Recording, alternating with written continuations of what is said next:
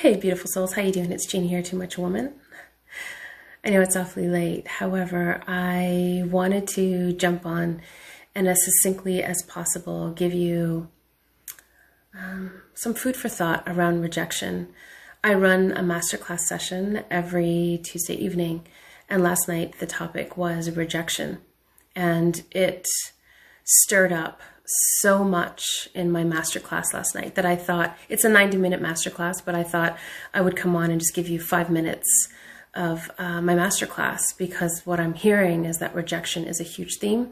It's something that is unavoidable, that we are all going to encounter probably multiple times in our lives, and I wanted to give you a couple things to think about. So if you're here, say hello. Let me know where you're from. So let me jump right in. I believe that rejection is probably the worst pain that there is. Now, a lot of people might say, you know, death or losing someone is the worst pain, but rejection is like compounded. It's losing someone with the added little stitch that there's something about us that's inappropriate or wrong or inadequate. It's the no when we want the yes. And it is perhaps the most absolutely painful kind of human feeling, human experience. And if you've been rejected, I know you all have on some level. It could be romantic. It could be as simple as being ghosted, simple. It could be betrayal. There's so many ways that we're rejected. It could be in business, not getting the job. There's so many ways. Ideas could be rejected. Who we are, the very essence of who we are, could be rejected. So rejection is huge, and we're all going to experience it. And I really believe it's one of the most painful experiences. So I want to give you a couple things to think about. The reason it's so painful, I want to just start here, is because all pain is about separation. And rejection is like the ultimate separation. Because what it does is it's the feeling of being pushed away. And it feels very, very personal. And each one of us has a biological need to be accepted and to be connected. And I know you're going to throw at me Maslow's hierarchy of needs, and you're going to say, you know, first is food and water and sleep and all that. And then, but the truth is, if you've ever been rejected, I don't know, when I've been rejected, I can't eat, I can't sleep, I can't drink. So I even think it is like the number one need that we have is to feel acceptance and connection. And so rejection is like, knocks us out at the knees. So I want to give you a couple of things to think about in terms of rejection. Say hi if you're here. Hi. Now, I run a 90-minute masterclass, so this was a really in-depth session, but I thought I would pick just a few pieces out of my masterclass to share with you in terms of rejection, because we are all going to experience it, and I just want to give you something to chew on before bed. So first and foremost, one of the most painful things about rejection is it is a liar. The story that it tells us is that we are alone, that it's only us, that we're the ones feeling this, nobody else feels this way, everyone else is loved, everyone else is accepted. And so there's this very personal angst. And the problem with rejection is what we immediately want to do when we're feeling rejected is the shame overwhelms us. And so we want to self-isolate, and that compounds the rejection. So when we're rejected, we kind of want to hide under the covers in a corner. We want to go away and build up some walls and build up some protection and self-isolate, when that actually compounds the pain of the rejection, which is the pain of isolation, that pain of feeling alone. So the first thing I really want you to think of doing, which is going to feel unnatural because we're going to want to cower away in shame and protect ourselves, as I really want you to focus on connection. I really want you to think about reaching out to someone to feel connected. It really is the salve to the wound. It really is the antithesis of rejection, is connection. So instinctively, you're going to want to burrow yourself away, and you're going to want to hide and self-isolate. I really want you to think about finding someone or a community, like my community, if you're in my group, find someone where you can connect. Okay, so that's number one. Number two, and this is a little bit of an advanced ninja move, but I did want to include it in this, even though I'm going really quickly, is I want you really to consider this. Rejection initially burns. It burns like a mother. It burns. But one of the benefits of rejection, one of the gifts of rejection, if I can say that, look, I've been rejected. Nobody's immune. Let me just say that. Nobody's immune to rejection. Halle Berry was rejected. I mean, like, nobody's immune. It doesn't matter how smart, how beautiful, how successful. Everyone will experience rejection on some level. And one of the most interesting things about rejection is that when we get over that initial burn, it actually provides some great direction and clarity for us. Let me give you an example. So for me, keeping in line with my too much theme, when I show up fully as myself, and you know, how I show up on social media is really how I am. I mean, it's really how I am. And I'm very self-expressed. I'm very passionate. I'm all over the place. I feel things deeply. I'm highly sensitive, highly emotional. I like to have lots of fun, and I also crash and burn. So I am truly too much. So when I get the messaging, now this has happened for me from a business perspective when I'm a speaker. So when I speak corporately, sometimes it's like, whoa, rein it in, like calm your titties, right? Like it shows up in relationship. It shows up in business. It shows up in my friendships. Like, easy, Gina, easy. Like, you're too much. You're coming on too strong. What's helpful for me, and I want to invite you to think about this. What's helpful for me is to get curious about what they're saying, why I'm being rejected. Now, it's not to say, screw you, this is who I am. And it's also not to say, okay, I'm going to change and be a people pleaser, but to get curious, to start to ask really good questions. And so what I've done for myself is I've had to say, this thing that they're saying is too much about me. For example, I'm too intense. I'm too intense as a friend. Ask my best friend. She'll tell you, Gina, you're way too intense, like easy. I'm too intense in relationship. I have high standards. And so the feedback that I'm too intense, I can get curious about that. And I can ask myself, is this something that I want to reflect on? Is this something that I want to temper? Would it be useful for me to shift or to look at it a different way, or to harness it or express it differently or communicate differently? Or maybe I'm feeling like this is who I am. Like this is who I am. But what it does is it gives me great clarity about myself. Just like any contrast does, it gives me great clarity about myself. And what it usually helps me to do is rejection helps me to decide who I really want to be. Does this make sense? Now, again, I'm saying this is an advanced ninja move because initially it's going to hurt and it's going to sting. But when I get a little distance, I can say to myself, you know, I can morph and I can tame myself so that this corporation will hire me for their keynote. Do I want to do that? Not in this instance. I can tame my intensity in friendship and just, you know, pretend, like, be laissez-faire about it. Is that essentially who I am? Am I showing up authentically? Do I want to be that way? No. And I can make accommodations or not. But ultimately, it gives me direction and clarity about myself. Does that make sense? Is that making sense? I'm trying to go really quickly here. But here's probably the most important thing I'm going to say about rejection. The most important thing about rejection, like imagine this is rejection, okay? I need props, but imagine this is rejection, okay? And imagine this is you.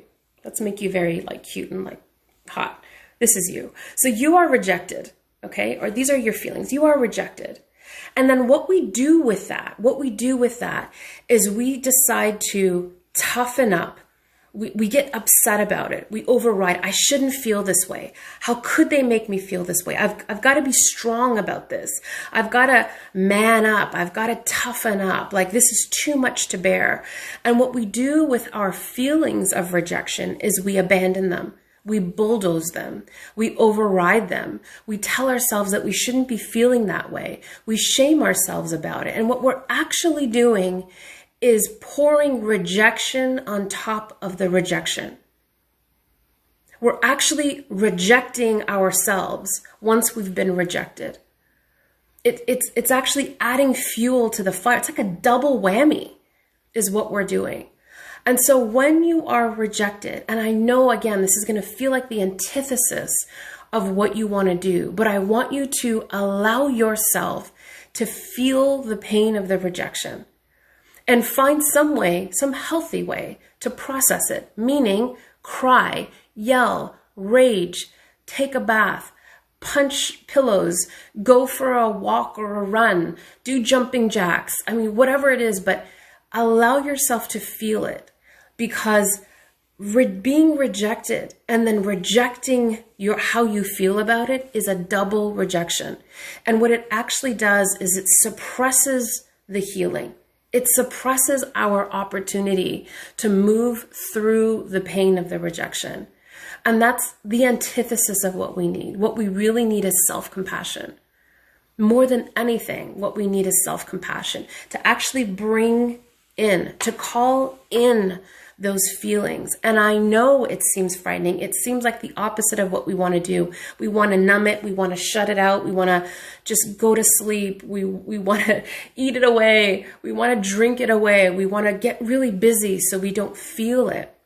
But what we're really doing is prolonging the pain of the rejection by compounding it with our own self-abandonment.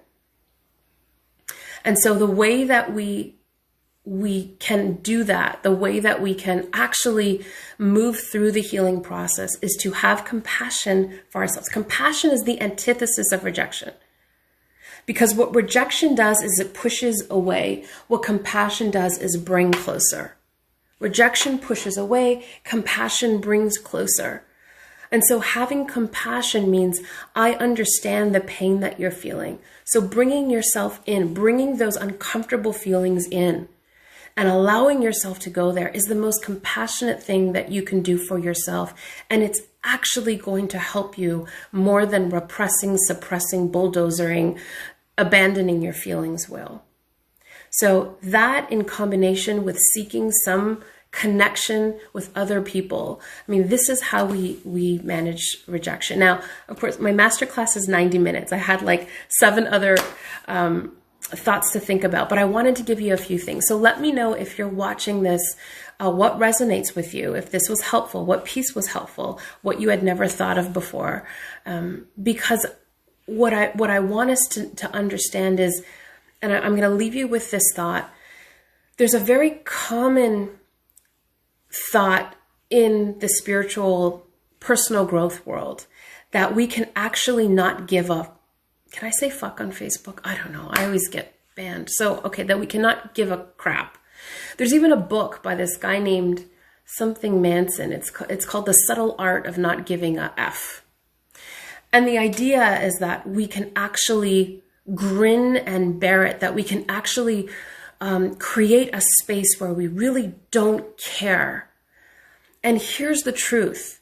You can't block out caring and also allow for caring to come in. Like, if you're going to build the wall, you can't just keep it out. You're also going to keep care from coming in. And so the idea is not to not care. It's not to not give a frick. That's not the goal. That is not the goal. And when we're rejected, what do we automatically do? We say, never again. I'll never open my heart. I'll never make myself vulnerable. I'll never allow myself to be hurt in this way.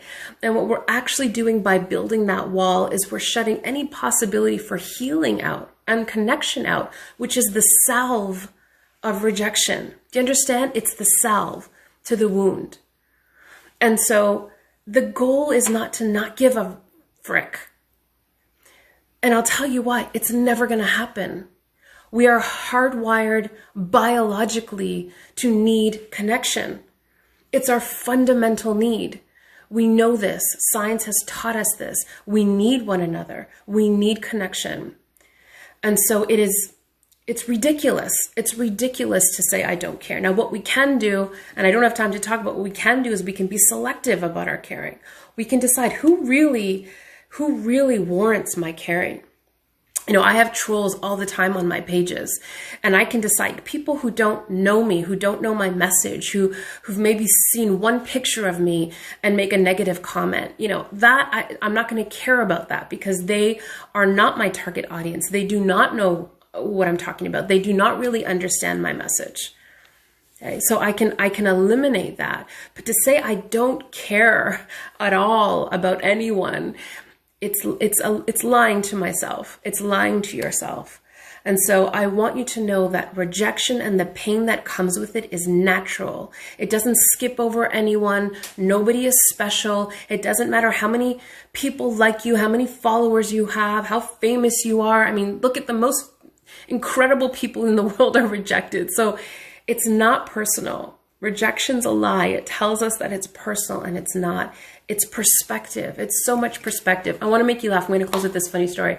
My paternal grandparents, when they were alive, I'll never forget, we were having a conversation with my grandmother. My grandfather was very quiet and very shy, introverted, and my grandmother was more outgoing. And she was telling us this story, but he was in the room. And I said, what was it that, brought you two together? These are like old school, right? What was it that brought you two? Did he see you from across the room? And he was, I was kidding. And she said, no, you know what it was? It was my hips. It was my heft.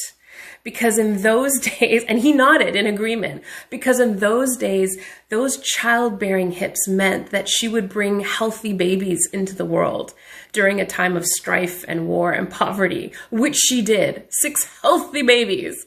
And so he picked her based on her heft.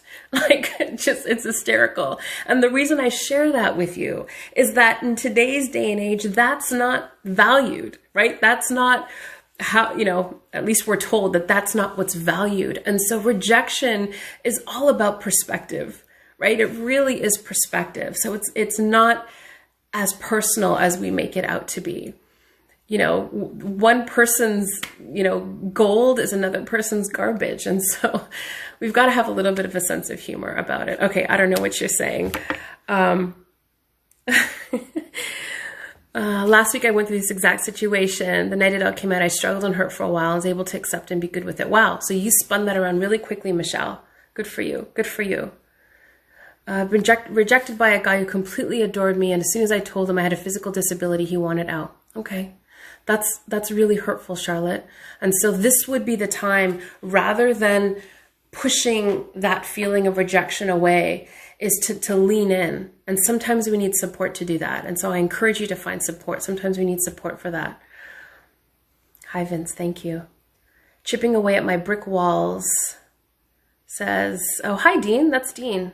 Hi, Greta. So Greta was in my masterclass last night. So Greta knows this was a 90-minute intensive. I'm skimming the surface here, but I wanted to give you a little bit.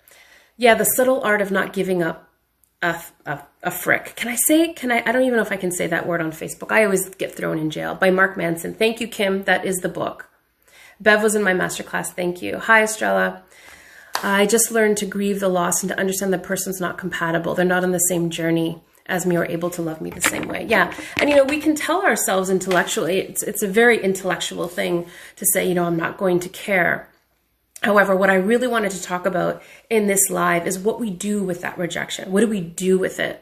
And so I wanted to give you a little bit of nuance to think about what we can do. And instinctively, I want you just to think about this the next time you're rejected. If you take anything away, instinctively, what you're going to want to do, because it's laden with shame, shame's a liar, but it's laden with shame, what you're instinctively going to want to do is you're going to want to self-isolate. You're going to want to be alone and protect yourself and put the shield up. Because if you've read Brené Brown or know anything about her, shame can only exist in dark corners. And the antidote to that is connection and compassion. Connection with other people and compassion for self. And we have a compassion for self when we can actually lean into the feeling. Do not reject yourself once you're rejected. Do not self-reject when you've been rejected. Don't reject the feelings. Don't reject the discomfort. Don't reject the anger. Don't reject the rage. Don't reject the sadness. Do not reject yourself when you're rejected. It will only compound the feeling. It will only elongate. It will only accentuate it, because it's like you are adding fuel to the fire. It is a double negative. Anybody have any questions before I jump off? Kathy says, so powerful. I take rejection so personally because I give so much of myself. I hadn't thought of it that way. Good. I'm glad we can rethink it. Brenda, thanks so much.